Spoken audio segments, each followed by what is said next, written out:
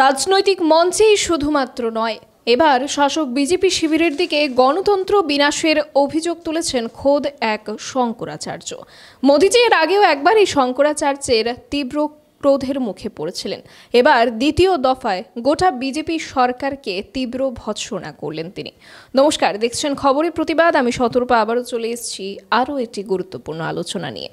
দেশের রাজনৈতিক পরিমণ্ডলে ব্যাপক চাপে রয়েছে বিজেপি।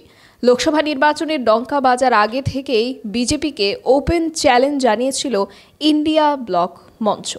দেশের রাজনৈতিক পরিমণ্ডলে ব্যাপক চাপে রয়েছে বিজেপি। লোকসভা নির্বাচনের ডঙ্কা বাজার আগে থেকেই বিজেপিকে এক প্রকার ওপেন চ্যালেঞ্জ জানিয়ে দিয়েছিল ইন্ডিয়া ব্লক মঞ্চ।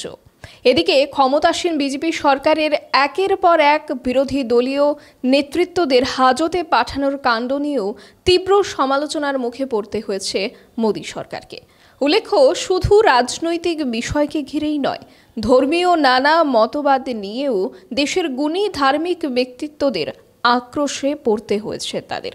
যার প্রকৃষ্ট উদাহরণ অযোধ্যায় রাম মন্দির উদ্ঘাটন এবং ভগবান শ্রীরামের প্রাণ প্রতিষ্ঠা, যেখানে দেশের 4 জন প্রধান শঙ্করাচার্য এই মন্দির উদ্বোধন এবং ভগবান শ্রীরামের প্রাণ প্রতিষ্ঠার যে অনুষ্ঠান সেটিকে বয়কট করেছিলেন এবং অভিযোগ তুলেছিলেন যে অর্ধনির্মিত মন্দিরে প্রাণ প্রতিষ্ঠা হচ্ছে। সেই ঘটনায় প্রধান যেই শঙ্করাচার্যের নাম উঠে এসেছিল তিনি ছিলেন উত্তরাখণ্ডের জ্যোতির্পীঠের স্বামী অভিমুক্তেশ্বরানন্দ সরস্বতী মহারাজ। তিনি এই ঘটনার সবচাইতে বেশি এবং জোরালোভাবে সমালোচনা করেছিলেন। এবার আরও একবার এই শঙ্করাচার্যের মুখেই শোনা গেল মোদী সরকারকে নিয়ে তীব্র সমালোচনা। সম্প্রতি বেশ কিছু সংবাদ মাধ্যমে একটি ঘটনা প্রকাশ পায় এবং স্বামী অভিমুক্তেশ্বরানন্দ মহারাজ নিজেও সাংবাদিক সম্মেলন করে বিষয়টি স্পষ্ট করেন। ঘটনা হচ্ছে, উত্তরপ্রদেশের বারাণসীতে বিজেপির প্রার্থী তথা দেশের প্রধানমন্ত্রী নরেন্দ্র মোদীর বিপরীতে গো সেবক শিব কুমার প্রার্থী হিসেবে মনোনয়ন জমা দিয়েছেন। উনি গোমাতা জোটের পক্ষ থেকেই নির্বাচনে লড়ছেন, কিন্তু মনোনয়ন দাখিলের পরপরই প্রার্থীর বাড়িতে ঢুকে তাকে তীব্র হুমকি ধমকি দিয়েছে সেখানকার মেয়র। রাত প্রায় 2টো নাগাদ তার ঘরের দরজায় ধাক্কা অবধি দেওয়া হচ্ছে উত্তরপ্রদেশের যোগী আদিত্যনাথের প্রশাসনিক ক্ষমতা ব্যবহার করে।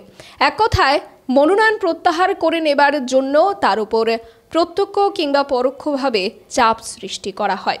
আর এই ঘটনাকে কেন্দ্র করেই এবার ক্ষুব্ধ হিন্দু ধর্মের অন্যতম পুরোধা অভিমুক্তেশ্বরানন্দ মহারাজ। তিনি আরও বলেছেন যে এই সরকারের আমলে, অর্থাৎ বর্তমান যে সরকার বিজেপি সরকার, সেই বিজেপি সরকারের আমলে গোটা গণতন্ত্র বিপন্ন, মানুষ নাকি ভয়ে রয়েছে, এটাই অভিযোগ করছেন তিনি। যে ধর্মকে হাতিয়ার করে লোকসভা নির্বাচনের ময়দানে লড়ছে বিজেপি শিবির, সেই ধর্মগুরুদের কাছ থেকেই মিলছে না সহযোগিতা।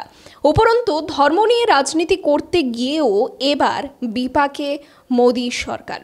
ক্ষমতায় পুনঃস্থাপিত হওয়া এবছর এই লোকসভা নির্বাচনে বেশ কষ্টকর হয়ে দাঁড়িয়েছে পদ্ম শিবিরের জন্য। আর সেটা বুঝতে পেরেই একের পর এক বিরোধী প্রার্থীদের দলে টেনে নিতে এবং কারো কারো মনোনয়ন প্রত্যাহার করাতে ব্যস্ত হয়ে পড়েছে তারা, এমনটাই মতামত ব্যক্ত করেছেন স্বামীজি। আর মাত্র 3 দফা নির্বাচন বাকি রয়েছে। এরপর দেশের ভবিষ্যৎ কি দাঁড়াবে, কোন দিকে গড়াবে, সেটা নির্ভর করছে 4 জুনের ফলাফলের উপর। কি মনে হচ্ছে আপনাদের?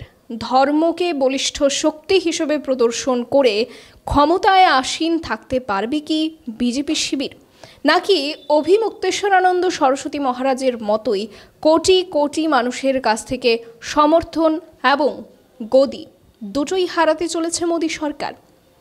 কি মতামত আপনাদের জানাবেন কমেন্ট সেকশনে। আর এই লোকসভা নির্বাচন সংক্রান্ত এবং অন্যান্য গুরুত্বপূর্ণ আপডেটস দেখার জন্য অবশ্যই খবরের প্রতিবাদকে সাবস্ক্রাইব করবেন এবং চোখ রাখবেন খবরের প্রতিবাদে। নমস্কার।